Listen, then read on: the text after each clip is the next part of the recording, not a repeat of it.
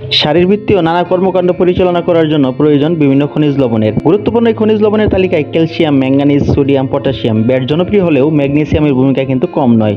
দেহের ভিতর প্রতিনিয়ত হয়ে চলা নানা রকম রাসায়নিক প্রক্রিয়া সুষ্ঠুভাবে পরিচালনা করতে সাহায্য করে এই ম্যাগনেসিয়াম। আজকের ভিডিওতে থাকছে কি মারাত্মক লক্ষণ প্রকাশ পায় এই ম্যাগনেসিয়ামের ঘাটতি হলে। ভিডিওটি অবশ্যই মনোযোগ দিয়ে শুনবেন।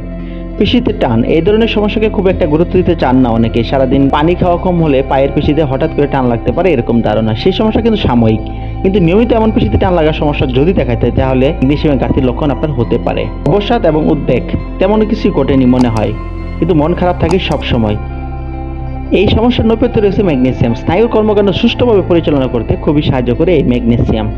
অনিয়ন্ত্রিত হৃদস্পন্দন, ঘড়ির কাঁটার মতো হৃদস্পন্দনের একটা ছন্দ আছে। সুস্থ স্বাভাবিক মানুষের হৃদস্পন্দন সেই ছন্দ মেনেই চলে, তবে রক্তে ম্যাগনেসিয়াম মাত্রা কমে গেলে কারো হৃদস্পন্দনের হার বেড়ে যেতে পারে। ভঙ্গুর হাড়, অনেকে মনে করেন হাড়ের স্বাস্থ্যের জন্য জরুরি দুটি উপাদান হলো ক্যালসিয়াম এবং ভিটামিন ডি। তবে বিভিন্ন গবেষণা থেকে জানা গিয়েছে এই দুটি উপাদানের পাশাপাশি হাড়ের যত্নে ম্যাগনেসিয়াম কিন্তু যথেষ্ট গুরুত্বপূর্ণ। পর্যাপ্ত ম্যাগনেসিয়াম না থাকলে অস্টিওপোরোসিসের সমস্যাও বেড়ে যেতে পারে। ক্লান্তি, পরিশ্রম করলে ক্লান্ত লাগা স্বাভাবিক, কিন্তু ঘুম থেকে হঠাৎ ওঠার পরও যদি ঘুম পায়, ক্লান্ত লাগে, তা সুস্থ মানুষের ক্ষেত্রে খুব একটা স্বাভাবিক নয়।